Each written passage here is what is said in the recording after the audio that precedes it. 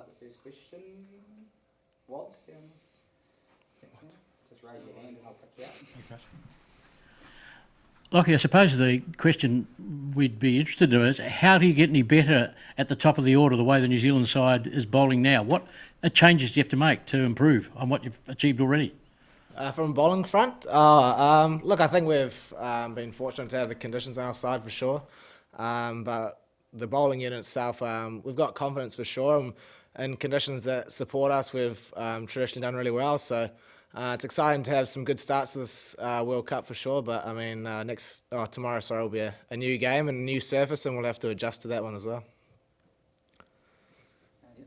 Front and then to Lloyd at the back. Hey mate, do you want to just chuck it down there and then keep up to Lloyd down the bottom? The mood in training seemed very positive. How does that atmosphere help the performance so far in the tournament? Yeah, I think we talk a lot about our culture with the BLACKCAPS. It's really noticeable when you go away from it and come back to the team.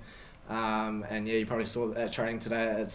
It's normally very similar to that with all the games we play at warm-ups, and we're a good bunch of friends, and that's the honest truth, and we get along really well. And when we train like that and push each other both at training, it means that we often can put it out on the park, but it's an exciting bunch to be a part of.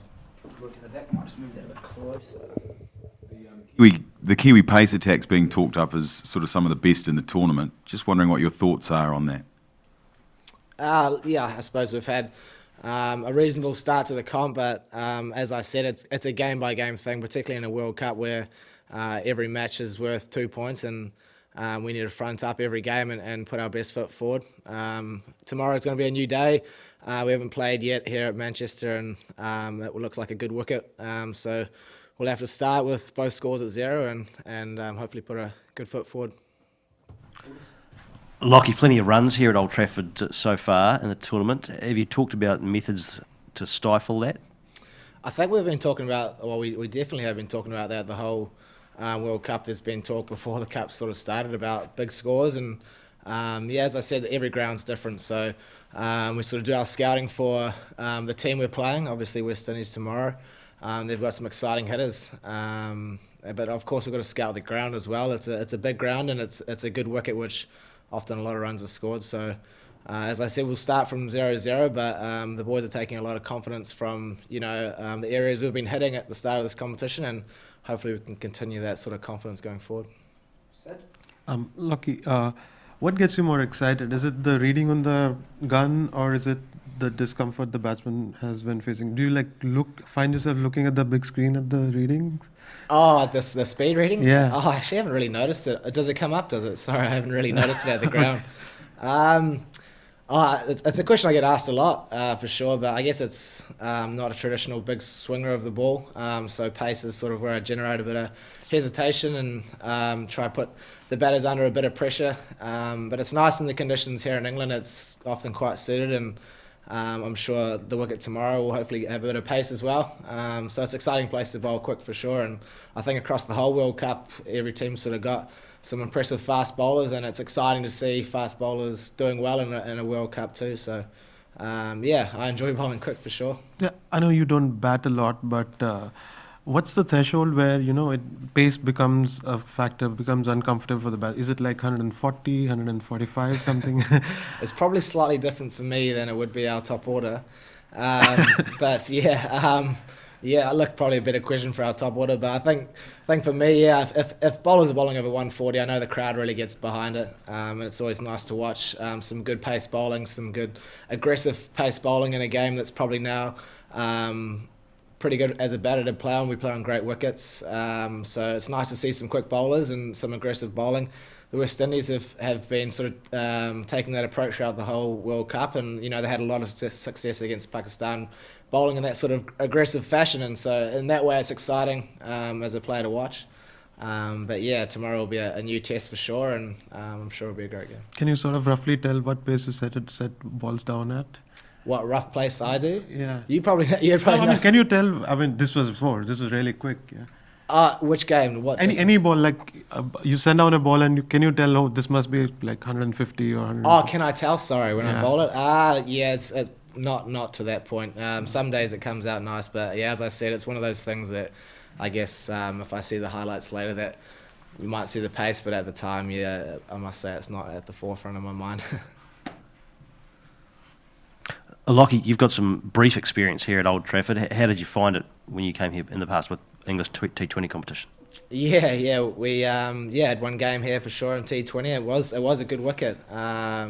If you bowled good hard areas, then you got a bit out of the wicket, a bit of pace and carry. But if you missed a bit full, a bit short, then it comes on nicely. So it's one of those ideals, I think, for a one-day track is if you bowl good areas, then you get some reward. But I think the pace and balance is nice, and obviously square boundaries being a reasonable size here, it's helpful for sort of that short pitch bowling as well. But yeah, have to assess the conditions tomorrow midday, and then we'll try and make adjustments as we go.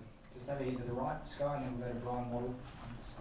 Lockie, with Kane's century, Owen Morgan's record-breaking knock, David Warner yesterday, how good is it for the tournament to see these big players coming to the boil, and how big a challenge is it for you when you face them? Look, I think the World Cup's fantastic for that. I mean, the pressure I was feeling from being in the dressing room, Kane handled it so well out in the middle, and I guess at big tournaments, often the big players step up, and it's exciting when they do.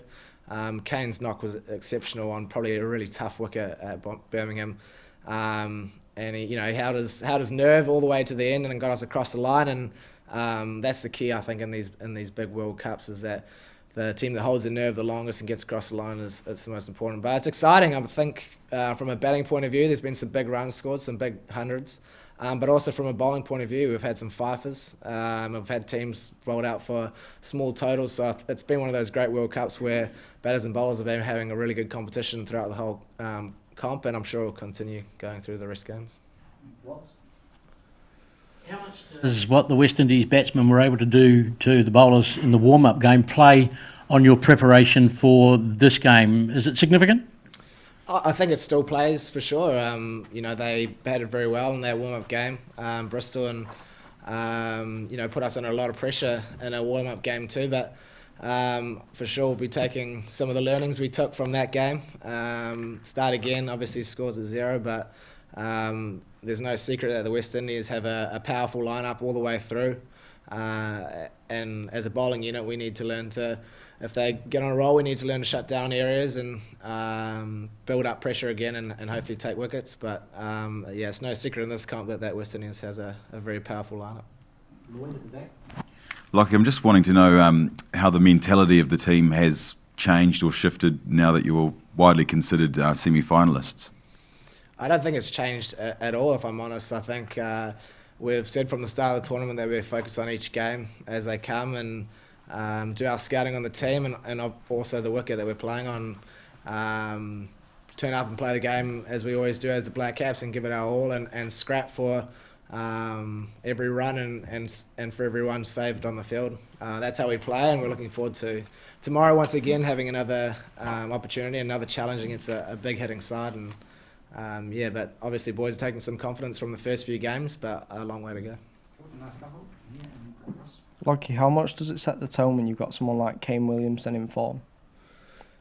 For the team? Yeah, for the squad. Yeah, look, I think we've got a lot of batters playing well in our team and for a long time, but it's nice when Kane's playing well, Ross is playing well, Guppy, our top order's got some serious experience there, and as a bowler it is nice when they're spending some time at the crease, and particularly Kane's knock, I guess, last game of note is getting us across the line in a tough situation in a big match. So it's exciting. It's a good team to be a part of, but it's very pleasing. Lockie, unbeaten so far and almost there to the semi-finals.